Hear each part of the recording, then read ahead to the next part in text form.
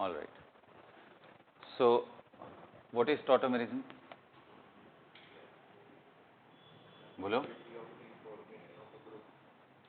What is tautomerism? Exactly मतलब ये अलग सा कोई आइसोमर है नहीं, फंक्शनल आइसोमर का ही एक स्पेसिफिक केस है बेसिकली, है ना. फंक्शनल आइसोमरिज्म का एक स्पेसिफिक केस है. और क्या है वो, कौन सा केस है जिसमें जो भी आइसोमर इसके जनरेट होते हैं functional, they are existing together in the solution. दोनों एक साथ रहते हैं, मतलब they are in dynamic equilibrium. ठीक है. सो जब डायनेमिक इक्विलिब्रियम की बात आएगी तो जो सबसे कॉमन टाइप का आइसोमरिज्म है जिसको हम लोग जानते हैं with the name keto enol tautomerism, सिर्फ वही नहीं है बेटा, नाइट्रो एसी है ना, नाइट्रोसो ऑक्साइम टॉटोमेरिज्म है, देयर आर मेनी. ये तो बस मैं एक आपको नाम बता रहा हूँ. ठीक है. तो जनरल प्रोसीजर कैसे होता है, हम टॉटोमर कैसे पहचानते हैं उनको हम समझ लेते हैं, और फिर कैसे ड्रॉ करते हैं उनको समझ लेते हैं. तो पहला चीज क्लियर हो गया कि वो इक्विलिब्रियम में रहते हैं, है ना. तो देखो उसके लिए जरूरी है कुछ कुछ बेसिक एलिमेंट. एक तो सबसे पहला कि इलेक्ट्रॉन विथड्रॉइंग ग्रुप का प्रेजेंट होना जरूरी है. इलेक्ट्रॉन विथड्रॉइंग ग्रुप का प्रेजेंट होना जरूरी है. ये मैं कौन से टॉटोमेरिज्म की बात कर रहा हूँ बेटा, अभी अगर मैं बात करूँ, अगर आप क्लासिफिकेशन करने लगो ना टॉटोमर का, तो based on the functional group involve, एक तरीका वो होता है. दूसरा तरीका होता है कि जो एटम का माइग्रेशन इसके अंदर हो रहा है वो कहाँ से कहाँ हो रहा है उसके हिसाब से भी ना. जैसे डायड टॉटोमेरिज्म का मतलब क्या होता है, जहाँ 1 से 2 में चला जाए. जैसे उसके सबसे अच्छे एग्जाम्पल्स में से अगर मैं आपको बताऊं तो HCN in equilibrium with HNC. समझ में आ रहा है क्या, ये हाइड्रोजन उठ के कार्बन के बजाय कहाँ पे जुड़ गया, नाइट्रोजन के साथ. तो ये जो इक्विलिब्रियम से जनरेटेड है ये क्या फंक्शनल आइसोमर है, बिल्कुल. साइनाइड एंड आइसोसाइनाइड है different functional groups, isn't it. तो ये अगर आप नंबरिंग देखो तो 1 2 रिलेटिव पे या 1 से हट करके 2 पे चला गया. तो जहां पे भी इस तरह की चीजें होती हैं वो डायड, वो मैंने आपको पहले भी बता दिया है, डायड, ट्रायड, टेट्राड, राइट, पेंटाड, ये सब डिस्कस किया था ना. बोलो एक चार्ट, कोई एक एग्जांपल जिसमें वो बहुत बड़े लोकेशन पे चेंज हो रहा हो. बिल्कुल है, आप फिनॉल ले लो, नाइट्रोसो ले लो, है ना. यहाँ पे अगर आप टॉटोमेरिज्म में देखोगे तो ये H+ यहाँ से उठ करके सीधा यहाँ आ जाएगा. समझ में आ रहा है. तो इसका जो दूसरा टॉटोमर बनने वाला है वो कुछ ऐसा है.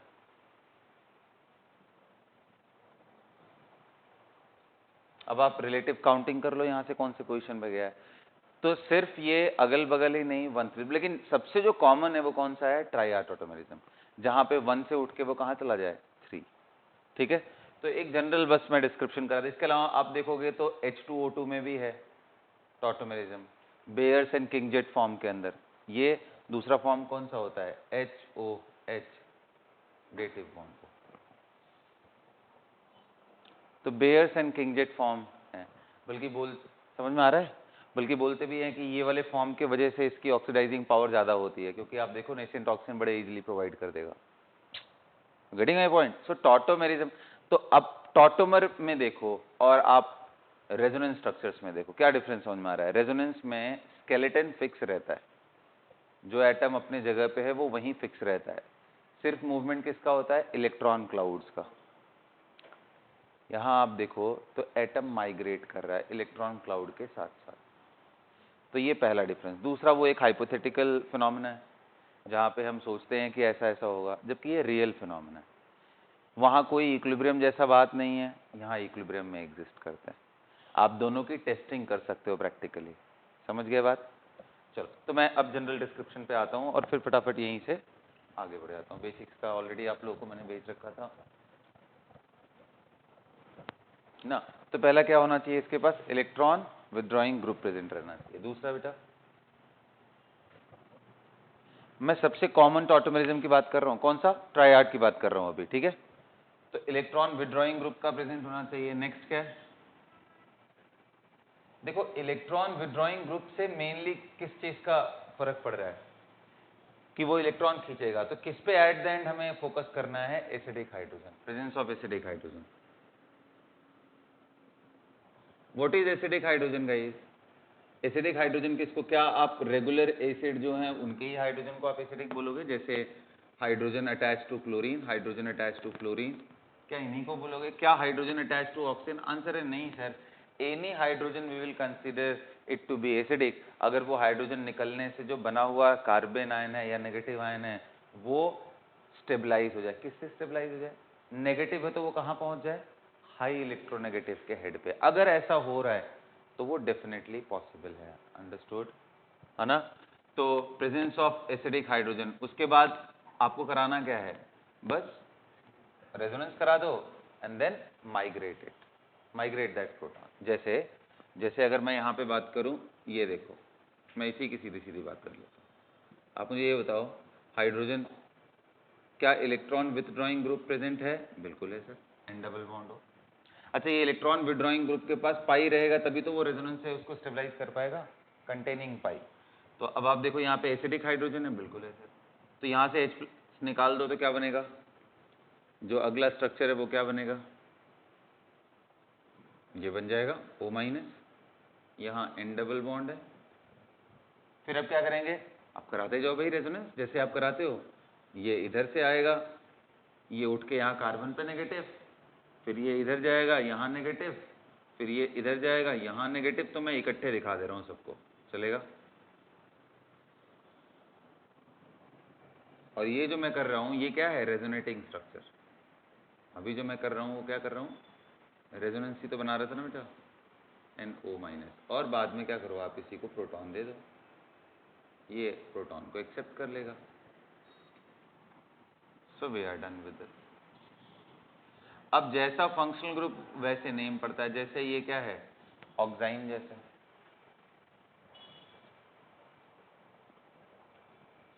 समझ में आया? उसी हिसाब से पड़ता है। Is that clear? तो पूरा प्रोसेस क्लियर हो गया। कैसे देखना है ओवरऑल? आपको यही चीज़ें आइडेंटिफाई करनी है। इलेक्ट्रॉन विड्रॉइंग ग्रुप, दूसरा वो जो नेगेटिव निकल के आया है वो इस तरह का चीज़ होना चाहिए, है ना? समझ में आया? चलो अच्छा, तो अब मैं बात करूंगा जो सबसे ज़्यादा पॉपुलर है, कीटो इनॉल की। तो कीटो इनॉल टॉटोमेरिज्म के लिए क्या देखना है आपको? सेम चीज़, कुछ अलग नहीं, बिल्कुल सेम चीज़।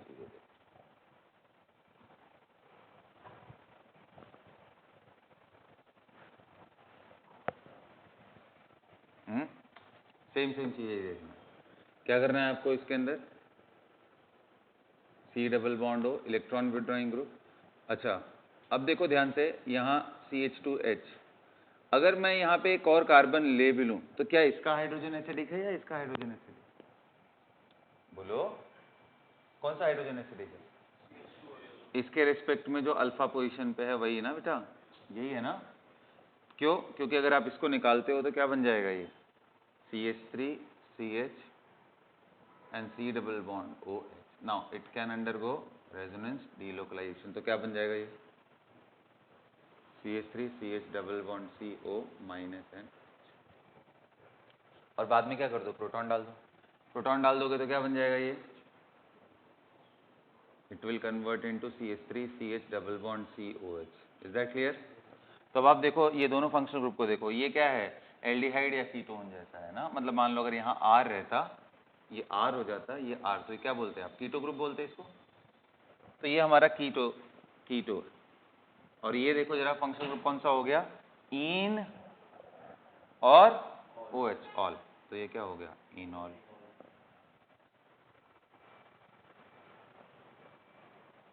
समझ आया? तो इसलिए इसका नाम क्या पड़ता है? कीटो इनॉल। Is that clear?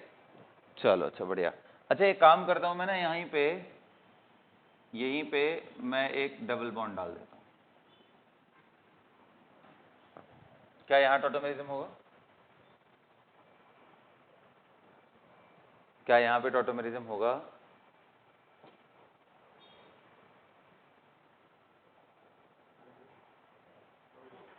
होगा? टॉटोमेरिज्म होगा? बोलो कैसे, कहाँ से होगा? ये वाले हाइड्रोजन से? इससे होगा? कौन सा हाइड्रोजन से करेंगे हम? यहाँ से या यहाँ से? नंबर 1, नंबर 2, नंबर 3, कौन से हाइड्रोजन से करेंगे? 1 से, देखो अब यहीं पे थोड़ी सी प्रॉब्लम है। अगर आप 1 सोचते हो तो थोड़ी सी प्रॉब्लम, क्योंकि 1 से जैसे ही आप H+ निकालोगे तो ये जो नेगेटिव बनेगा ये sp2 का पार्ट हो गया। अब ये इसके साथ उतना पैरेलल वाला रिलेशन नहीं रख पाएगा। तो मैं सोचो ना, घूमने के बावजूद मैं बता रहा हूं। अब सोचो इसका ऐसे है परपेंडिकुलर, ये मान लो घूम भी गया तो ऐसे होगा, तो भी ये पैरेलल नहीं हो पाएंगे। sp2 वाला सेंटर है भाई। और दूसरी चीज, दूसरी सबसे बड़ी प्रॉब्लम ये है कि sp2 का ये सेंटर है, समझ रहे हो ना। sp3 में फिर भी प्रॉपर आपके पास यहाँ पे 109 डिग्री का ही एंगल होता है, यहाँ से ये बॉन्ड का ही एंगल कितना होगा, 120 डिग्री का। तो इसलिए उसको अननेसेसरी इन्वॉल्व नहीं करेंगे अनलेस हमारे पास और कोई ऑप्शन ना बच रहा हो ना। आ रहा है बात समझ में। तो आप देखो ये हाइड्रोजन को अगर आप निकालते हो तो ये नेगेटिव बनने के बाद इमीडिएटली आपको कॉन्जुगेशन दिख रहा होगा।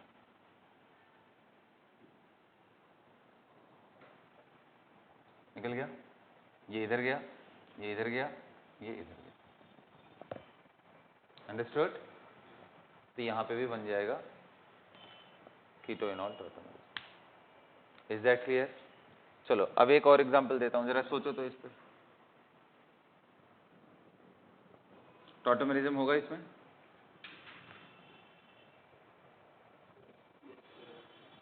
होगा। नंबरिंग बताओ, अगर मैं 1 2 3 4 5 एंड 6, कौन सा हाइड्रोजन निकालूंगा मैं? नंबर 6 का। आ रहा है, क्लियर हो रहा है? हाँ, यहां से निकालूंगा तो H यहां से निकाल लिया तो क्या होगा बेटा, यहाँ नेगेटिव आएगा, you guys will get negative charge. Ayushman समझ में आ रहा है? तुमने लेक्चर्स कंप्लीट किए हैं जो मैंने बोला था? चलो ठीक। तो ये नेगेटिव है, ये इधर आएगा, ये इधर आएगा, तो बन गया ना, सॉरी क्या बन गया, ये फिनॉल बन गया। अभी मैं परसेंटेज की बाद में बात करूंगा कि आखिर जब इक्विलिब्रियम है तो इक्विलिब्रियम कांस्टेंट उसका है कितना ना, साथ के साथ उनके परसेंटेजेस क्या हैं, इनॉल कितना परसेंट है, कीटो कितना परसेंट है। Is that clear? उसके बारे में थोड़ी देर बाद बात करता हूँ, अभी फिलहाल ये देख लो। Is that clear? यहाँ बन गया। चलो एक और एग्जांपल लेता हूँ, इसमें आप सोचो इसमें बनेगा क्या।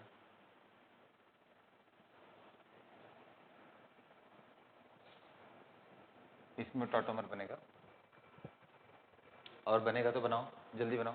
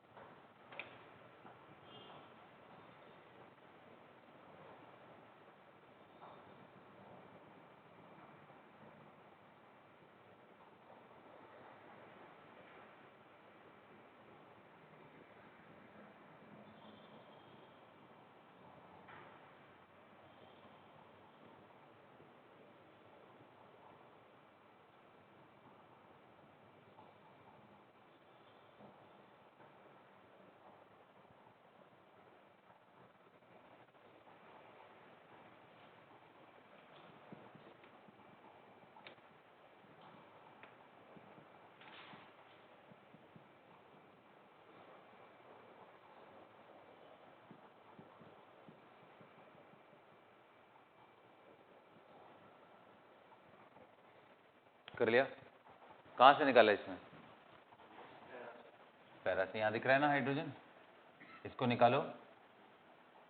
तो बेसिकली यार एक लाइन में यही क्लियर है कि जो हाई इलेक्ट्रोनेगेटिव तक पहुंच जाए आपको वहां पे फोकस रखना है। अब चाहे वो दूर भी हो, बगल में हो तो वेल एंड गुड, नहीं है दूर भी है तो भी काम चल जाए। Is that clear? समझ में आ रहा है? चलो अच्छा, तो एक काम करता हूँ, एक दो स्ट्रक्चर देता हूँ, देखते हैं आप बनाते हो क्या। इसके ऑल पॉसिबल टॉटोमेरिक स्ट्रक्चर्स बनाओ तो ट्राई करो।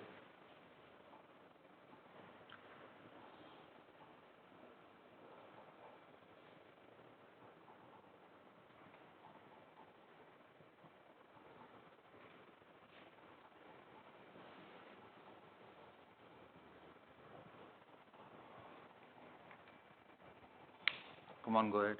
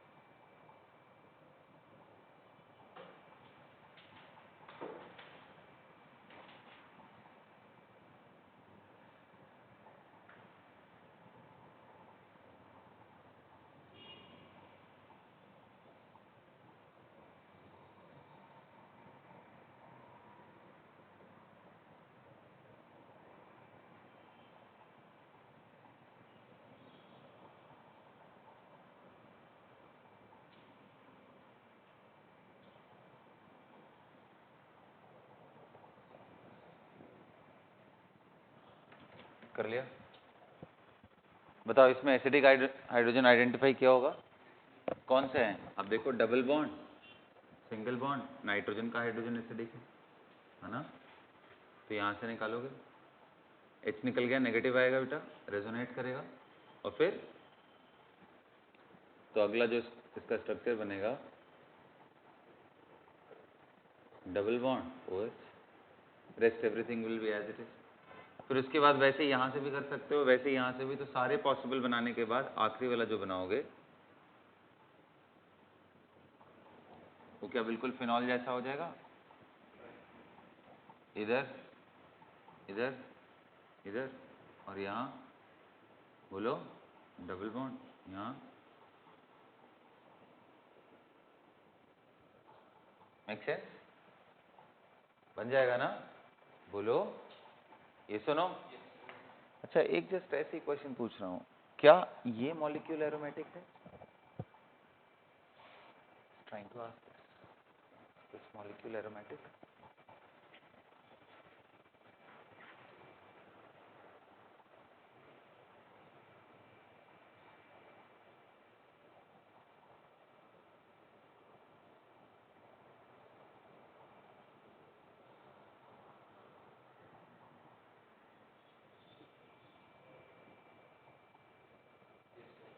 बोलिए।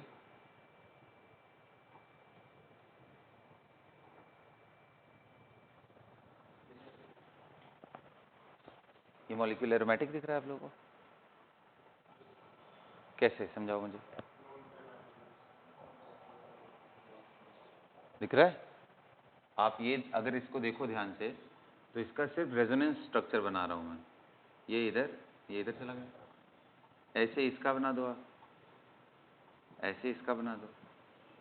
तो ये जो सिर्फ लोन पेयर का रेजोनेंस स्ट्रक्चर करने के बाद क्या आपको दिख रहा है, यहाँ ये माइनस आ जाएगा, ये NH पॉजिटिव ही रहेगा।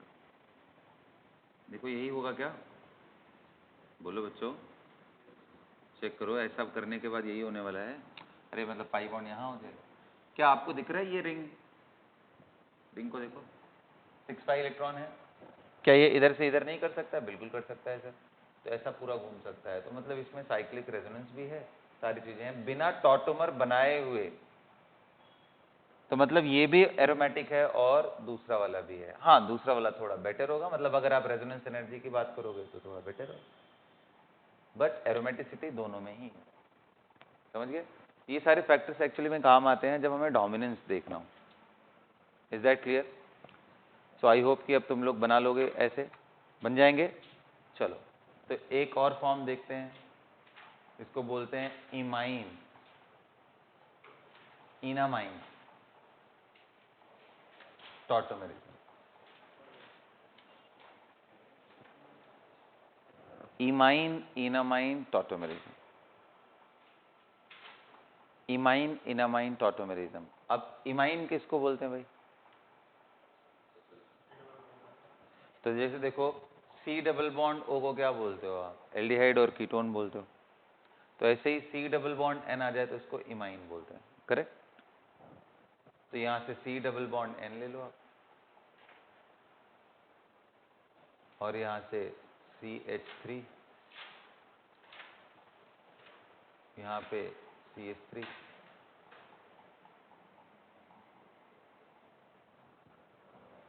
टॉटोमर इसका बना सकते हो, ट्राई करो।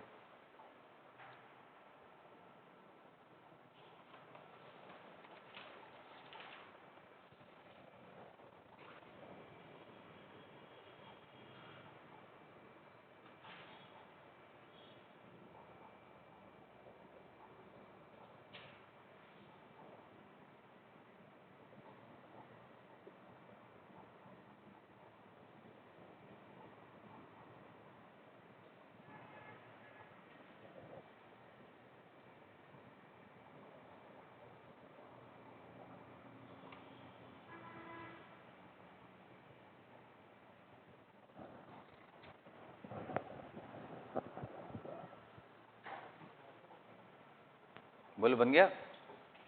सिंपल। आप ये साइड ले लो या ये साइड ले लो, समझ में आ रहा है? इन दोनों में से कोई भी साइड ले लो आप, ये बन जाएगा CH2। इधर से इधर गए, इधर से इधर गए। अरे H निकालने के बाद मैं बोल रहा हूँ, दोनों स्टेप इकट्ठे कर दिए। कृष्णा, कोई प्रॉब्लम हो रही है? Are you able to understand?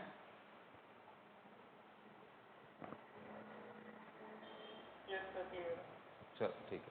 तो ये बन गया। ये कौन सा बन गया फिर? इन अमाइन। ये क्या था? इमाइन। देखो इन अमाइन सिंपल है यार, इन एंड ये अमाइन ग्रुप है, जैसे इन ऑल होता है, बस इसके कीटो फॉर्म का नाम बड़ा वियर्ड सा है। इमाइन, अमाइन होता है, इमाइन है। समझ गए? Got it? अच्छा, अगर मैं पूछूं कि एक बात बताओ, अगर मैंने ऐसा कर दिया, ध्यान से देखना, कि और मैं क्या कर रहा हूं, डायरेक्टली यही फॉर्म दे रहा हूं आपको।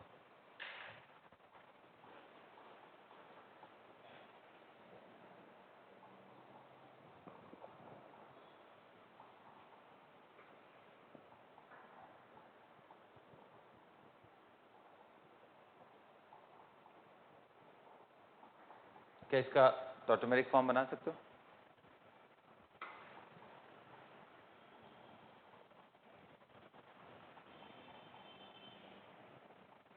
बना सकते हो टॉटोमेरिक फॉर्म? बनाओ।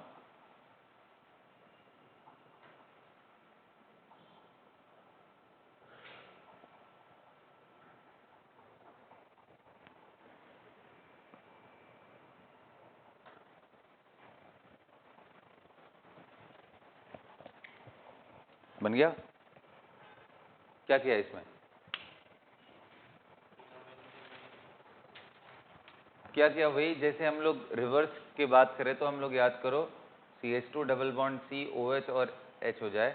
अब इसमें अगर मुझे रिवर्स करना हो तो क्या करूंगा? जस्ट रिवर्स स्टेप, मतलब एसिडिक हाइड्रोजन निकालूंगा, माइनस आएगा, उसको डिलोकलाइज कर देंगे।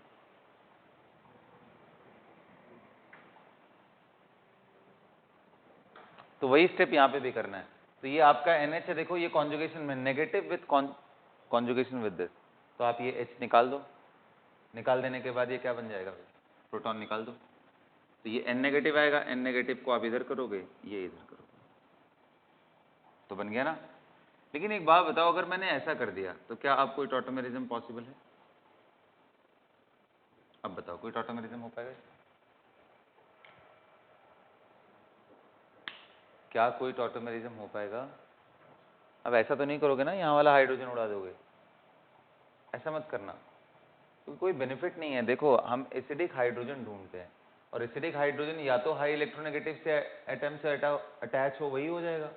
और अगर वो नहीं भी है तो कम से कम ऐसे जगह पे हम H+ निकाले जहां पे कार्बन आयन हाई इलेक्ट्रोनेगेटिव के हेड तक तो कम से कम पहुंच जाए रेजोनेंस के थ्रू। बोलो क्या यहाँ पे कुछ भी हो रहा है? मान लो ये निकाल भी दिया तो इधर रेजोनेंस होगा, यहाँ पे आएगा, क्या ये हाई इलेक्ट्रोनेगेटिव है? नहीं। क्या यहाँ पहुंच पाया? नहीं। तो इसलिए इधर वालों को मत निकालना। अंडरस्टूड? तो इसलिए इसका कोई टॉटोमर नहीं बन रहा होगा। ऊपर हम H डाल देंगे तो बन जाएगा, लेकिन ऐसे कोई टॉटोमर नहीं बन। तो क्लियर हो गया? ये कौन सा टॉटोमर की मैंने बात किया? इन अमाइन। ऐसे ही नाइट्रो एसी, बस मैं इंट्रोडक्शन दे दे रहा हूँ। नाइट्रो एसी, हाँ हाँ बेटा बिल्कुल बता सकता हूँ। देखो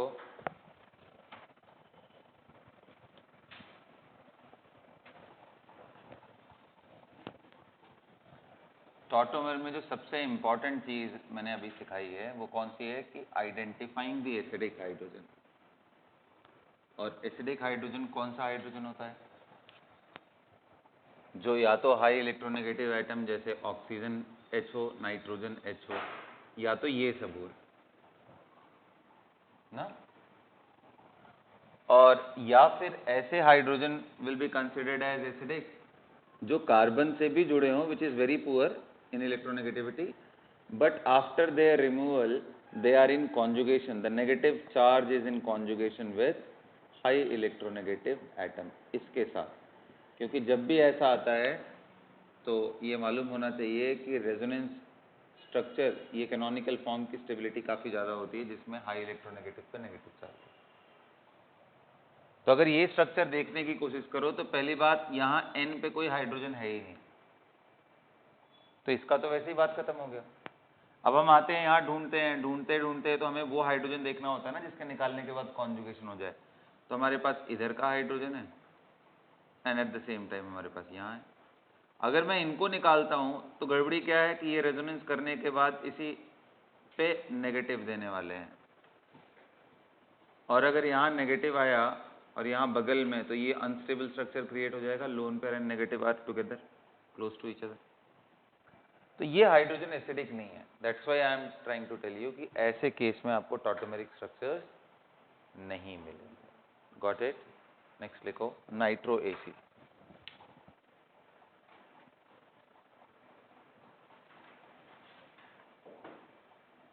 ये सर सिर्फ क्लासिफिकेशन है, मेनली पढ़ना हमें टॉटोमेरिज्म में। एक वो है, दूसरा एक और है जो बड़ा यूज आता है उसका, नाइट्रोसो ऑक्साइन का ना, उसका यूज आता है हमारे केमिस्ट्री में, है उसका यूज। एक और जगह है जो उसी से काफ़ी हद तक मिलता जुलता है।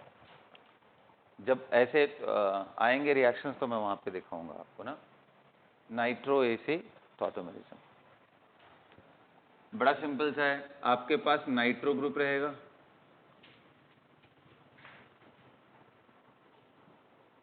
चलो आप ट्राई करोगे इसमें खुद से, जल्दी बनाओ इसका दूसरा टॉटोमेरिक फॉर्म बनाओ जल्दी।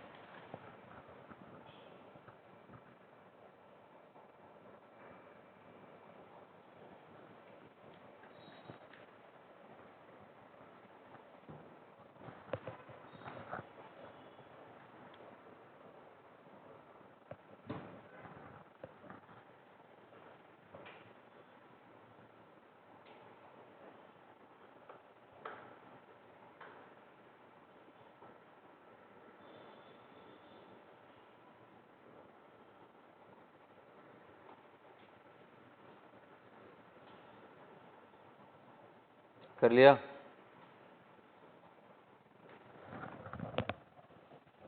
कहाँ करना है आपको? बस ये डबल बॉन्ड देखा, इसके बगल में गए, ये हाइड्रोजन अगर आप निकालते हो तो ये रेजोनेंस स्टेबलाइज हो जाएगा। क्या इसको हम निकाल सकते हैं? तो बस इसी पे ध्यान।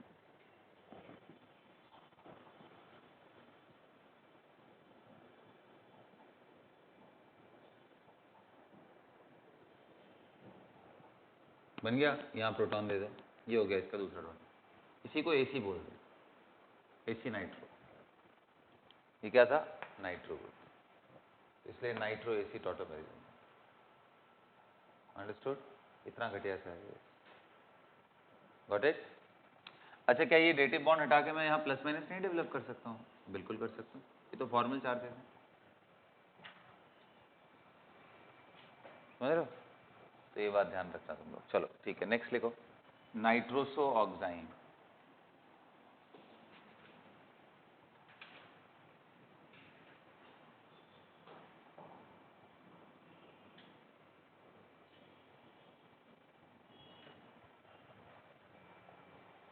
ऐसे बहुत सारे मिलेंगे यार। नाइट्रोसो का मतलब कौन सा ग्रुप होता है? N double bond. ऑक्साइन किसको बोलते हैं? C double bond N O H, यही है ना बेसिकली ये ग्रुप। समझ गए? हाँ, चलो खुद से दिमाग लगाओ, जल्दी करो। CH3 एन डबल बॉन्ड हो, इसमें टॉटोमेरिज्म देखो।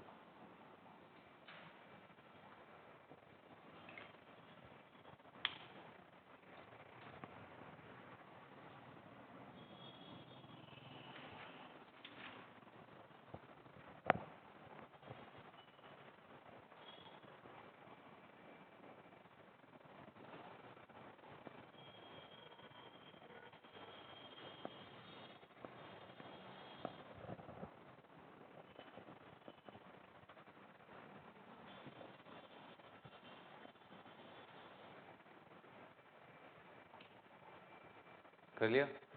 सिंपल है। देखो आप यहां से हाइड्रोजन निकालोगे,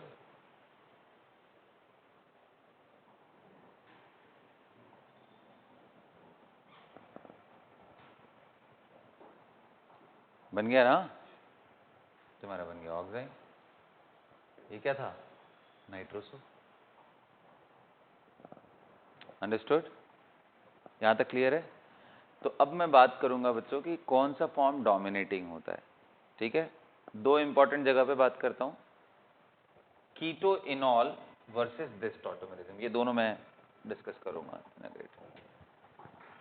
कैसे डिसाइड करोगे यार कौन ज्यादा डोमिनेटिंग फॉर्म? तो कीटो इनॉल की मैं बात करता हूं पहले, एंड फिर नाइट्रोसो ऑक्साइन की बात करता हूं। कीटो इनॉल में let us talk about the very simple case,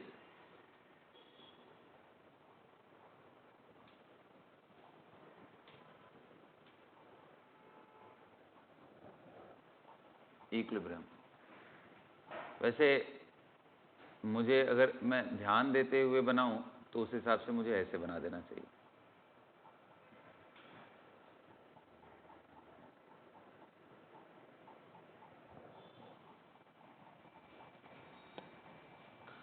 आप देखो डिलिबरेटली मैंने पीछे का एरो बहुत बड़ा बनाया है, आगे का एरो बहुत छोटा। तो मैं इनडायरेक्टली सिग्नल आपको यही दे रहा हूं कि ये ज्यादा स्टेबल है as compare to this. Keto is more stable as compare to enol. But question आएगा कि how to compare them, how to compare them. तो कौन सा फॉर्म ज्यादा स्टेबल है कौन सा नहीं? एक तो पैरामीटर हमारे पास कौन सा है जो सबसे इंपॉर्टेंट है, वो क्या है? Delta G is equal to delta H minus T delta S. दो फैक्टर होते हैं इसमें। अगर डेल्टा जे इस पर्टिकुलर प्रोसेस का नेगेटिव है मतलब इनॉल डोमिनेटिंग, पॉजिटिव है तो डेल्टा जी, और डेल्टा जी और इक्विलिब्रियम कांस्टेंट आपस में रिलेटेड होते हैं। तो एट इक्विलिब्रियम क्या होता है? Minus time of this delta G not is equal to 2.303 r into t log of base 10 equilibrium constant Kc. Can I write like this? बोलो बच्चों, देखो आपको ये मालूम है ना, delta G is equal to delta G not plus RT ln QC, and at equilibrium this becomes 0, this becomes Kc, और ln हटाते हो तो 2.303 आएगा, तो वहीं से मैंने बस लिख दिया है। Is that clear? तो आप खुद सोचो ना, अगर डेल्टा जी नॉट की वैल्यू पॉजिटिव हो गई, पॉजिटिव, तो ये minus time of delta G क्या हो जाएगा, नेगेटिव, और लॉग जिसका बेस 10 है और वो नेगेटिव है, तो इसका मतलब जो k वैल्यू होगा वो डेफिनेटली लेस देन 1 होगा। अरे बोलो यार, तो ये उसी पे बेस्ड है, एज सिंपल एज दैट। यहीं से इक्विलिब्रियम कांस्टेंट भी रिलेट करते हैं। तो अगर डेल्टा जी पॉजिटिव है या इक्विलिब्रियम कांस्टेंट लेस देन 1 है, तो ये फॉर्म डेफिनेट। अब हमें मालूम है, थोड़ा और इंटरनल एनालिसिस करते हैं कि डेल्टा जी किस पे डिपेंड कर रहा है, delta H and delta H पे, और टेम्परेचर हमने क्या रखा। क्या एंट्रोपी में कोई चेंज हो रहा है क्या? अगर आप ध्यान से देखो तो यहां तो मोटा मोटी एंट्रोपी एक ही जैसा रहता है, क्योंकि एक ही मॉलिक्यूल था और बदल के एक ही मॉलिक्यूल मिल गया। अरे भाई क्या बोलते हैं, एंट्रोपी बढ़ रही है जब one molecule is breaking into many parts. जैसे N2O4 को अगर हीट करो तो 2NO2 आता है, हायर टेम्परेचर पे एंट्रोपी ड्रिवन चीजें होती हैं। तो एंट्रोपी कोई बड़ा स्ट्रॉन्ग फैक्टर नहीं है, हो सकता है थोड़ा मोड़ा मॉलिक्यूल के नेचर की वजह से थोड़ा बहुत बदल रहा हो, बट ये कोई बड़ा डोमिनेटिंग फैक्टर नहीं है। तो इसलिए मेन फैक्टर फिर कौन बच जाता है हमारा। और जैसे चेंज इन एंथैल्पी की बात आती है, तो हमारे पास एक तरीका है किसी भी रिएक्शन का चेंज इन एंथैल्पी निकालने का। कौन सा? बॉन्ड एंथैल्पी के थ्रू। नहीं, हम सारे बॉन्ड इधर वाले ब्रेक कर लें, सारे बॉन्ड इधर वाले ब्रेक कर लें, हम देख लें कि इधर अगर ये बनता है तो कितनी एनर्जी रिलीज होगी, इधर ब्रेक करने में कितनी, तो इनका बस सिंपली ऐड कर देंगे। जितना एनर्जी यहाँ दिया है तोड़ने में और जितनी एनर्जी यहाँ रिलीज हुई है, उन दोनों का सम कर लेंगे। अरे बोलो, तो यहाँ माइनस के साथ यहाँ प्लस के साथ वही कर लेंगे। तो बच्चों यानी फाइनली बॉन्ड एनर्जी डेटा पे हमें रिलाई करना पड़ेगा, और वो अगर मैं आपको बताऊं जनरल किसी कीटो फॉर्म के लिए वो वैल्यू कितनी होती है, तो आप अगर देखने की कोशिश करो तो खुद ही आइडिया लग जाएगा। वैसे वैल्यू आप नहीं बता पाओगे, but you can give a fair enough idea about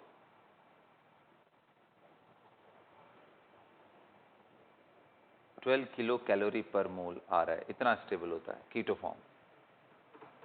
आओ देखते हैं, या तो फिर वैल्यूज आप ढूंढ ढूंढ करके कंपेयर करना। यहां पे आप ध्यान से देखो, अगर मैं मेजर चीजों के बारे में बात करूं तो ये डबल बॉन्ड तोड़ दो, ये कार्बन हाइड्रोजन बॉन्ड तोड़ दो, बोलो यहां पे कौन सा डबल बॉन्ड ब्रेक होगा, ये। बाकी तो सारी चीजें एज इट इज है ना। यहां पे ये वाली बॉन्ड, ये वाली बॉन्ड, अगर हम ऐसे देखना हो ब्रेक करके, वरना पूरे का हमें चाहिए डेटा, लेकिन इनका कोई फर्क तो पड़ नहीं रहा ना, ये तो CH3 एज इट इज है। तो जब आप करोगे तो कंपेयर करो C double bond O and C double bond C में कौन सा बॉन्ड स्ट्रॉन्गर है, विच bond is stronger guys. C double bond O and C double bond C में कंपेयर करो। तो this C double bond O is dominating बेटा, ये काफी ज्यादा डिफरेंस होता है इसमें, जाके डेटा चेक कर लेना। C double bond O is much stronger bond. अब बॉन्ड एनर्जी आई होप कि आप समझ पाते होगे कैसे देखना होता है भाई। बॉन्ड ऑर्डर सेम है, नेक्स्ट फैक्टर आता है इलेक्ट्रोनेगेटिविटी, हाई इलेक्ट्रोनेगेटिव है तो ज्यादा स्ट्रॉन्गर बॉन्ड बताएगा। अगर बगल बगल में लोन पेयर हो जाते तो लोन पेयर रिपल्शन हो जाता, तो उससे बॉन्ड एनर्जी कम हो जाती है। तो यहाँ पे कुछ है ही नहीं, तो इलेक्ट्रोनेगेटिविटी से हम देख सकते हैं। Is that clear? तो इसलिए ये एक काफी स्ट्रॉन्ग फैक्टर है। अच्छा दूसरा यहाँ पे देखो CH बॉन्ड है, यहाँ OH बॉन्ड है, इनमें कौन स्ट्रॉन्गर होता है? Undoubtedly OH is stronger. लेकिन जो ये गैप इसने क्रिएट कर दिया है ना, उसको वो इसका हाई बॉन्ड एनर्जी भी फुलफिल नहीं कर पाता, इसलिए ओवरऑल जो स्टेबलाइजेशन आता है कीटो का आता है समवेयर अराउंड 12 किलो कैलोरी पर मोल। ये हमें कहां से मालूम चला? थ्रू बॉन्ड एनर्जी, यानी चेंज इन एंथैल्पी से। आ गया? क्लियर हुआ? समझ में आया? तो इसलिए आप सोचो इतना माइनर सा 12 किलो कैलोरी, आपको मालूम है कितना डेंजरस चीज डाल सकता है। यहाँ 12 किलो कैलोरी डाल करके देखो ना डेल्टा जी, SI यूनिट में पहले तो चेंज कर लो, 12 किलो कैलोरी को कितना रखोगे? अरे कैलोरी है यार, उसको किस में चेंज करोगे? हाँ तो जूल में चेंज कर लो। तो 1 calorie is equal to 4.18 joule, उसको मल्टीप्लाई करके यहाँ रखोगे। बोलो तो तुम्हें क्या समझ में आया कि ये ज्यादा स्टेबल है, मतलब इसका डेल्टा एच क्या है? पॉजिटिव। डेल्टा एच पॉजिटिव है तो यहाँ पे रखोगे, डेल्टा जी भी पॉजिटिव हो जाएगा, तो यानी इक्विलिब्रियम कांस्टेंट लेस देन 1 आएगा, बहुत खराब आता है। तो यानी कि इसका परसेंटेज बहुत कम है। और नॉर्मल कीटो एंड इनॉल के केस में ये परसेंटेज बहुत ही पैथेटिक होता है, 1% के आसपास भी नहीं होता है। इसलिए आप सोच लो कि एसीटोन का इनॉल फॉर्म को मैं डिटेक्ट कर लूं तो नहीं मिलने वाला है। इतना कम परसेंटेज में क्या डिटेक्शन होगा भाई? कम से कम 2-3% रहे तब तो हम देख पाएंगे ना, कोई एक्सपेरिमेंटल ऑब्जर्वेशन डालते हैं। समझ में आ रहा है? तो मतलब इज दैट क्लियर? तो ये ध्यान रखना इस चीज का, ठीक है। अच्छा अब आ जाओ यहाँ पे देखते हैं। यहाँ तो कीटो डोमिनेटिंग है, यहाँ कौन डोमिनेटिंग है बेटा? Nitroso example. ये देखो बिल्कुल कीटो के जैसा है, एन डबल बॉन्ड हो, यहाँ पे इनॉल के जैसा दिख रहा है, बट प्रॉब्लम पता है क्या है? यहाँ अगर आप कंपेयर करोगे तो C double bond N is more as compare to N double bond हो। कोई रीजन समझाएगा? Lone pair repulsion. यहाँ हमारे पास लोन पेयर है, हाई इलेक्ट्रोनेगेटिव तो है, बट ये पंगा पड़ गया वो भी सेकेंड पीरियड एलिमेंट में, तो ये बड़ा खराब कर देता है मामला, जिसकी वजह से यहाँ ऑक्साइम ज्यादा स्टेबल हो जाता है, नाइट्रोसो फॉर्म नहीं। तो ये दो पैरेलल कंपैरिजन अपने दिमाग में रखोगे तो हमारा काम चल जाएगा, ठीक है। तो अब क्वेश्चन कैसे आते हैं इसमें कि भाई बताओ कौन से फैक्टर्स हैं, हमें मालूम है कीटो ही सबसे ज्यादा स्टेबल है इनॉल कंपैरिजन, लेकिन कौन से फैक्टर हैं जो इनॉल के स्टेबिलिटी को बढ़ाते चले जाएंगे? कौन से ऐसे फैक्टर्स हैं जो इनॉल के स्टेबिलिटी को बढ़ाएंगे? अगर ये फॉर्म ज्यादा स्टेबल होगा तो धीरे धीरे इंथैल्पी जो ज्यादा पॉजिटिव थी वो थोड़ी कम पॉजिटिव होगी, करते करते अगर ये बहुत डोमिनेटिंग हो गया तो ये नेगेटिव हो जाएगा। समझ में आ रहा है? बोलो। तो बस, तो देखो इसमें फैक्टर कौन कौन से है। सबसे पहला तो सबसे इंपॉर्टेंट फैक्टर तो ये देखो, ये जो हाइड्रोजन है, अगर किसी तरीके से आप इसको मोर एंड मोर एसिडिक बनाते चले जाओ, कार्बन वाले हाइड्रोजन को मोर एंड एसिडिक, मतलब इस पे विड्रॉइंग ग्रुप अटैच कर दो तो बड़े आसानी से ये निकल जाएगा। बोलो। और जो इनॉल फॉर्म है उसको आप साइमल्टेनियसली स्टेबलाइज करते चले जाओ। तो जैसे इसमें तो कोई स्टेबिलिटी नहीं है, लेकिन अगर मैं यहीं पे एक और C डबल बॉन्ड हो डाल पीछे, अब देखो आप एक हाइड्रोजन कम करना, अब देखो मल्टीपल चीजें हो गई, नहीं मल्टीपल चीजें क्या हो गई कि सर यहाँ पे ध्यान से देखना बच्चों, यहाँ पे जो इसका हाइड्रोजन है इसको निकालोगे तो दिस इज मोर एसिडिक, क्योंकि देखो ये दोनों तरफ कॉन्जुगेट कर सकता है and that too with the high electronegative है। Can't it? इस वजह से ये जो बनने वाला इसका इनॉल फॉर्म है, किसी एक साइड में करा दो। तो एक जो सबसे अच्छी चीज आपने करी कि उसका जो मतलब इंटरमीडिएट था कार्बन आयन, उसको आपने स्टेबलाइज कर दिया। दूसरा, ये OH बन जाने के बाद कितने लोग को दिख रहा है कि ये इंट्रामोलिकुलर हाइड्रोजन बॉन्डिंग। और सिर्फ उतना ही नहीं, आप ध्यान से अगर देखो तो यहाँ पे resonance stabilisation with 6 pi electron cloud, देखो ये इधर और ये O माइनस बन गया, तो कोई इसमें वो बात नहीं है कि ये हाइड्रोजन बिल्कुल वैसा वाला काम करेगा, कभी इसके साथ कभी उसके साथ, बिल्कुल ही बीच में। तो ये बिल्कुल एरोमेटिक वाली फीलिंग हमें क्रिएट कर रहा है, बट हाँ पूरा नहीं है, क्योंकि वो पूरे साइकिल में तो ऐसे घूम नहीं रहा है, तो भी ये ठीक ठाक स्टेबिलिटी क्रिएट कर देता है। और इतना होता है कि पिछले वाले केस में इनॉल 1% भी नहीं था और इस वाले केस में लगभग 76% के आसपास। अरे समझ में आ रहा है क्या? हाँ चलो, ये 76% है, तो बचा हुआ ये। अच्छा, इसी में और थोड़ा कुछ फैक्टर्स डाल दो, जैसे देखो, और खराब करने वाले फैक्टर्स अगर मैं डाल दूं तो बेकार भी हो जाएगा। जैसे आप एसिडिक हाइड्रोजन यहाँ पे अच्छा है ना, लेकिन मैंने अगर गलती से भी यहाँ पे कोई ऐसा ग्रुप डाल दिया जो ऑक्सीजन एंड ईटी वाला है, तो देखो ये कितना मामला खराब करता है। आपको याद है एक बात मैंने बताया था बेटा कि एक ही टर्मिनल ऑक्सीजन पे अगर नंबर ऑफ OH तुम बढ़ाते चले गए तो उसकी एसिडिक स्ट्रेंथ खराब होती जाएगी। तो इसी वजह से RCOOH is more acidic as compare to this, क्योंकि आप जैसे ही नेगेटिव करते हो यहाँ पे, तो यहाँ कोई प्रॉब्लम क्रिएट करने वाला नहीं है। R ग्रुप रेजोनेंस में इन्वॉल्व नहीं होगा, लेकिन ये तो रेजोनेंस में इन्वॉल्व होगा, तो इस नेगेटिव को स्टेबलाइज नहीं डिस्टेबलाइज कर देगा, तो वो प्रॉब्लम आता है। OET डालते ही ये बहुत ही खराब हो जाता है, 6-7% के आसपास ड्रॉप हो जाता है। और अगर दोनों तरफ OET डाल दिए तो बहुत ही ज्यादा खराब हो जाता है, मतलब 1% के आसपास मान लो, समझ रहे हो। अगर और अच्छा करना है तुम्हें, अच्छा करना है, तो एक काम करो, यहाँ बेंजीन जैसा ग्रुप डाल दो। तो कहोगे सर बेंजीन क्या इसको खराब नहीं करता? हमने देखा था बहुत माइनर इफेक्ट आता है इसके डोनेटिंग का, लेकिन इसके साथ एक एडवांटेज क्या है, यहाँ नहीं दिख रहा है, लेकिन जैसे ही आप यहाँ बना दोगे ना इनॉल फॉर्म में, अच्छा इनॉल फॉर्म में बना दोगे, तो पहली बात तो मैं ये समझा दूं बच्चों कि अगर एक ही तरफ बेंजीन हुआ ना तो ये रेजोनेट करके उधर जाएगा जिधर बेंजीन वाला थी। उसके पीछे का फायदा मैं आपको गिनाता हूँ कि जैसे ही, मतलब कि अगर मुझे बनाना हो, ये अगर बेंजीन है तो कुछ ऐसा हो, एक सिंगल अगर बेंजीन लगा दिया तो यहाँ पे आपका OH बनेगा। इसके फायदे देखो क्यों ऐसा होता है।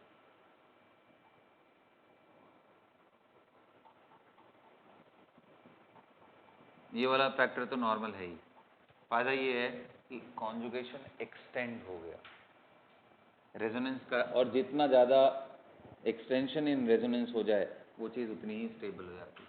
So this is the factor which is giving an additional edge, और ये 90% के आसपास पहुंच जाता है।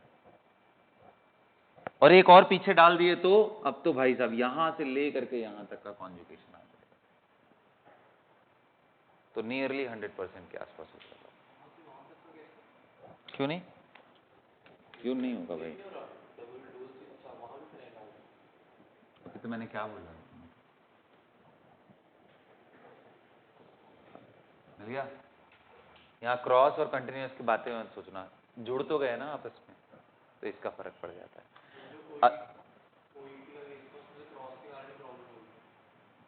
कौन सा क्रॉस के कारण? क्या, कौन सी चीज कहाँ लगा रहे हो तुम? उसकी वजह से प्रॉब्लम हो रही थी, मैंने बोला था। मैंने क्या डिस्कस किया था, उसकी एसिडिटी खराब कर रहा था वो। यहाँ पे क्या, प्रोडक्ट बनने के बाद एंड प्रोडक्ट बनने के पहले देखो कितना ज्यादा रेजोनेंस का एक्सटेंशन हो गया। इनॉल फॉर्म बनाने के बाद एंड बनाने के पहले का कंपैरिजन में कर रहा हूं, अंडरस्टूड ना? यहाँ पे ये फर्क पड़ गया। Is that clear? और इसके बाद एक और फैक्टर, जैसे ये वाला केस था,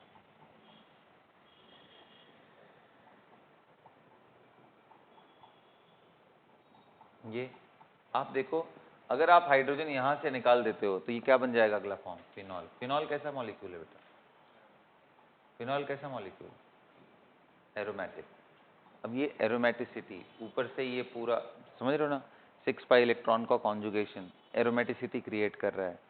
ये इतना ज़्यादा स्टेबलाइज करता है कि फिनॉल हमेशा 100% के ही फॉर्म में हम रखते हैं फिनॉल को। और ऐसे फिनोमेना जिसमें थ्योरेटिकली टॉटोमर एग्जिस्ट कर रहे हो बट प्रैक्टिकली हमें एक ही फॉर्म, डोमिनेटिंग फॉर्म मिल रहा हो, उसको बोलते हैं स्यूडो टॉटोमरिज्म, सॉरी स्यूडोट्रोपिज्म बोलते हैं, स्यूडोट्रोपिज्म। समझ गए? अच्छा ठीक है, यहां तक क्लियर हो गया? बोलो। तो बस ऐसे ही कुछ फैक्टर्स हैं जिनको देख देख करके आपको दिमाग लगाते जाना है। तो इनॉल फॉर्म में कोई एरोमेटाइजेशन आ जाए, किसी तरह की स्टेबिलिटी और बढ़ जाए, तो इनॉल फॉर्म का परसेंटेज बढ़ता चला जाएगा। ठीक है, सो बस इतना ही दिमाग लगाना है। टेस्टिंग की बात आती है कई बारी कि भाई आखिर हम, जब आप बोल रहे हो कि टॉटोमर है, दोनों इकट्ठे एग्जिस्ट करते हैं, तो क्या हम टेस्ट कर सकते हैं? बिल्कुल कर सकते हैं। जो कीटो फॉर्म है उसमें कौन सा ग्रुप है? C double bond.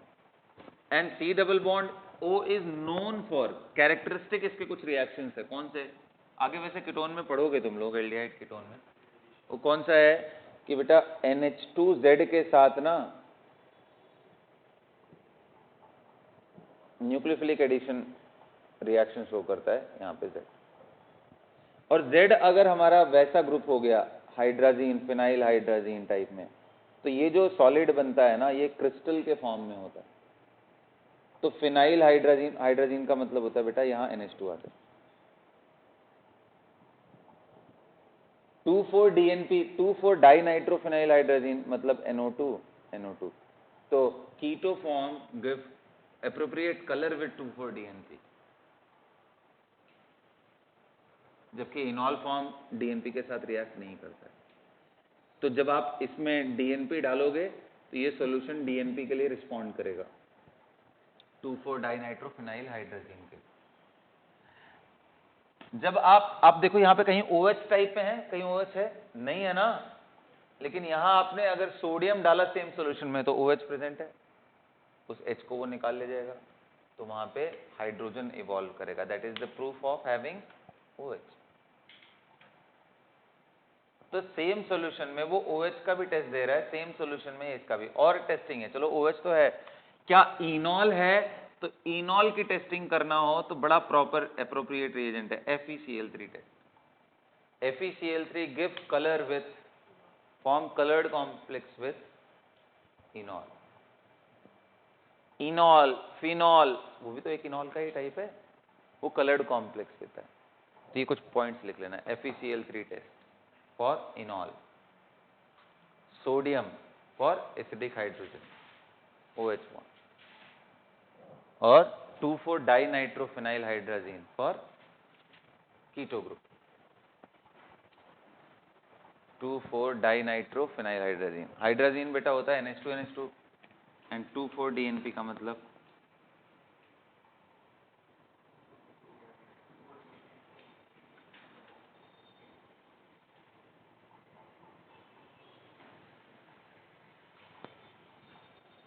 ये है 2,4-DNP। कोई नाम बताएगा इसका? एक और नाम भी है, एनीबॉडी? इस रिएजेंट का एक नाम भी है।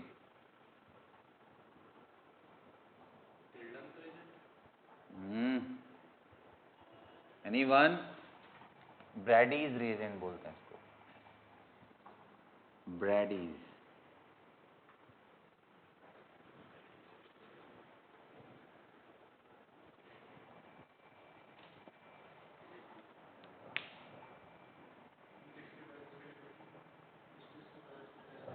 ब्रैडीज reagent, double bond, ketone, aldehyde,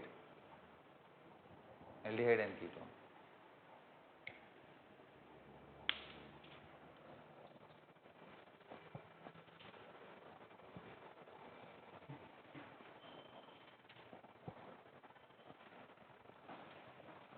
got the clarity,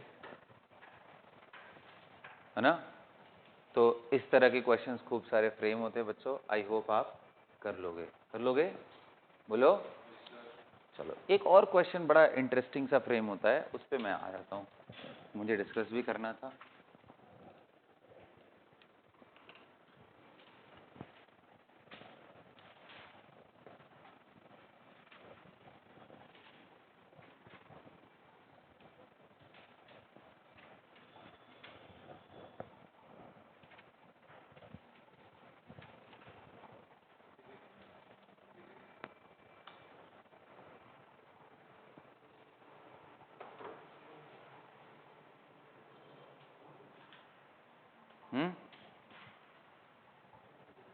और वो है मैकेनिज्म के थ्रू कैसे क्वेश्चंस इस पे बनते हैं ना। तो जैसे मान लो अगर मैंने ऐसे क्वेश्चन दे दिया, बड़ा सिंपल सा मैं पूछता हूँ, इसमें इसी को एक्सटेंड कर देंगे बच्चों। ये है आपके पास,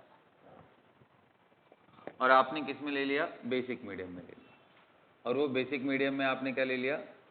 इस बारी आइसोटोप ले लिया, OD- एंड D2O।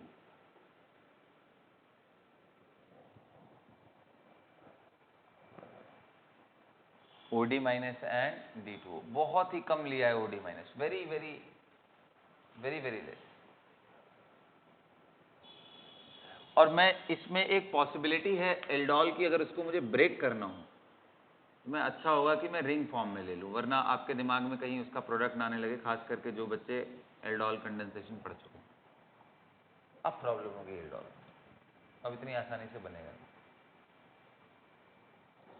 ऐसा अगर मैंने कर दिया और थोड़ा खराब ही कर देता हूँ, इतना खराब कर दो कि कोई पॉसिबिलिटी ही ना बचे, ऐसे केस में क्या कुछ होने वाला है? क्योंकि आप क्या जानते हो, जनरली क्या जानते हो कि भाई बनाने के लिए तो हम ऐसे ही जाते हैं, बेसिक मीडियम है ना, अगर मान लो OH माइनस होता तो वो क्या करता, ये प्रोटॉन निकालता, यहां नेगेटिव बनता, बोलो बेटा, और फिर क्या, हमें मालूम है कि इधर से इधर जा करके यहां पे आता और वो बन जाता इनॉलिक फॉर्म, लेकिन हमें मालूम है कि इनॉल फॉर्म उतना स्टेबल नहीं होता है, जनरली कीटो फॉर्म ही है, तो वो वापस आकर के इस कार्बन पे नेगेटिव देता, बोलो। तो मैं इकट्ठे इधर से इधर जाना, वापस घुमा दे रहा हूं, डबल साइड एरो की, मतलब वापस ये हो गया। अब यहां पे जैसे ही नेगेटिव आया है, तो क्या आपको नहीं दिख रहा है, ये ढूंढेगा सॉल्यूशन में कहीं इसको प्रोटॉन मिल जाए, तो सॉल्यूशन में अब एक्सेस कौन है भाई, D2O, तो ये वहां का, तो क्या बन गया, D बन गया। लेकिन आपने अगर वही डाल रखा है, D2O के ही सॉल्वेंट में डाल रखा है, तो टाइम बीतने के साथ यहाँ D आएगा, और एक D आएगा, और एक D आएगा, मिलकर के फाइनली कौन सा प्रोडक्ट बन जाएगा, तो double bond O, D, D and D।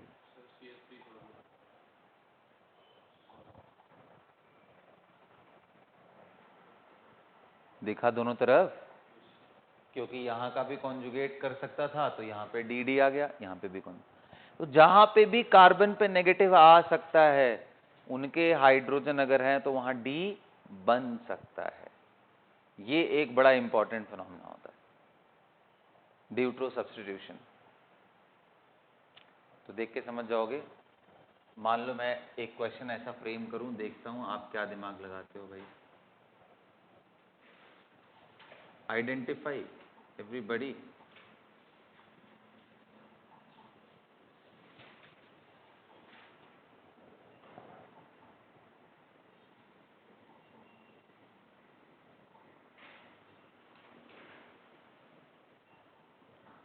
OD minus D2।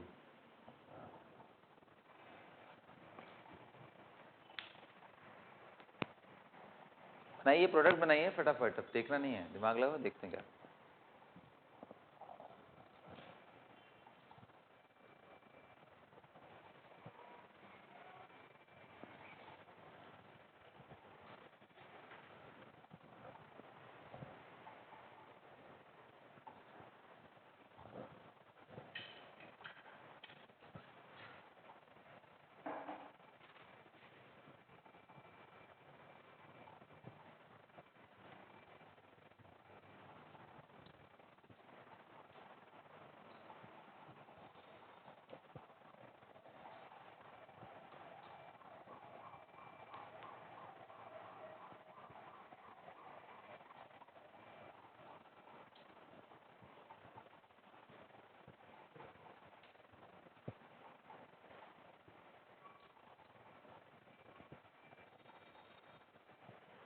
बोलो अच्छा,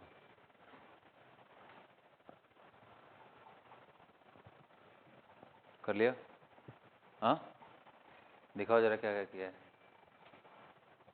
कहाँ कहाँ D लगाए, यही सब गलती है ना बेटा। बनाओ बनाओ, सोचो जल्दी, दिखाओ। अंश, अंश बाबू, नाइस, तो बनाओ फटाफट, प्रोडक्ट बना दो।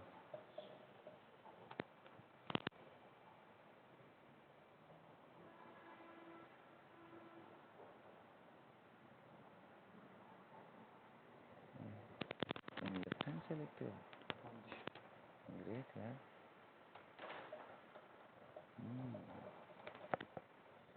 गुड, चलो बड़ी, बना दिया।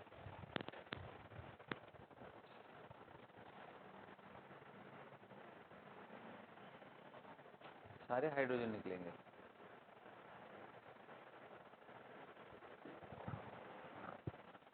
सारे के सारे, बताओ। CH2 नहीं लिखना है उसको, CD। बोलिए क्या बनाए? देखो ज़्यादातर बच्चों ने तो ये समझ लिया है, कुछ ने तो यहाँ मिस्टेक कर दिया है।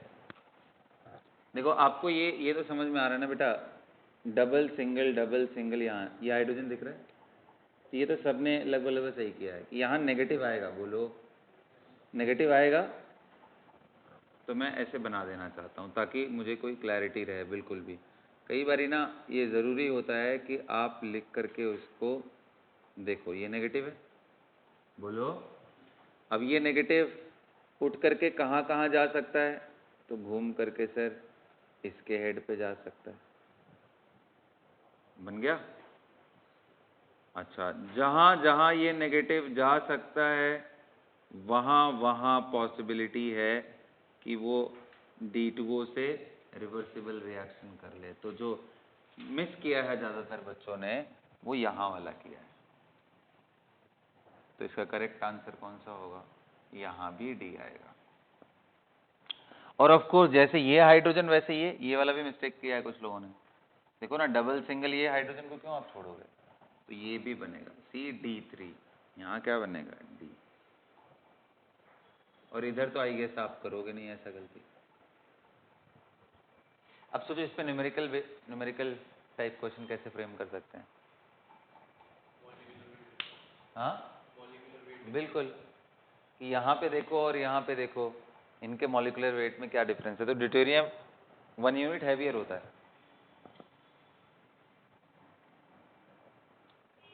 आ रहा है समझ में? तो ऐसे क्वेश्चंस फ्रेम कर सकते हो। मेरे ख्याल से एक एग्जांपल काफ़ी है आपको ये समझाने के लिए ड्यूटेरियम कैसे शिफ्ट हो रहा है। कौन सा सबसे पहले सबसे बाद का, ये हमारा डिबेट क्यों होगा? यही होगा क्योंकि ये इमीडिएट है इसके साथ, ये तो निकलने के बाद अभी भी कॉन्जुगेशन कार्बन के साथ ही है। कौन सा? ये वाला? इसमें क्या प्रॉब्लम है? तो मैं ऐसा लगता था अगर इमीडिएट है तो सबसे पहले वो होगा, क्योंकि इस पे सोचो ना कॉन्जुगेशन के अलावा -I भी तो लग रहा है, यहां दूर हो गया वो चीज, तो इसलिए सबसे पहले और सबसे फास्ट रिएक्शन यहां पे होगा। फास्ट देखने का क्राइटेरिया ऐसा कोई भी फैक्टर जो इंटरमीडिएट को स्टेबलाइज करे, अगर वो रिएक्शन इंटरमीडिएट से जा रहा है तो। अदरवाइज अगर किसी का अटैक हो रहा है तो ऐसा कोई फैक्टर जो उस अटैक को फेवरेबल बनाए। अंडरस्टूड? तो ठीक है, खत्म हो गया ऑटोमेरिज्म। डेटा मैंने पहले ही डिस्प्ले कर दिया था ना, कितना % होगा ये सब बता दिया था या नहीं? चलो ठीक। So done guys, so we are done with this, the class is over. अगली क्लास में हम लोग डिस्कस करेंगे स्टेबिलिटी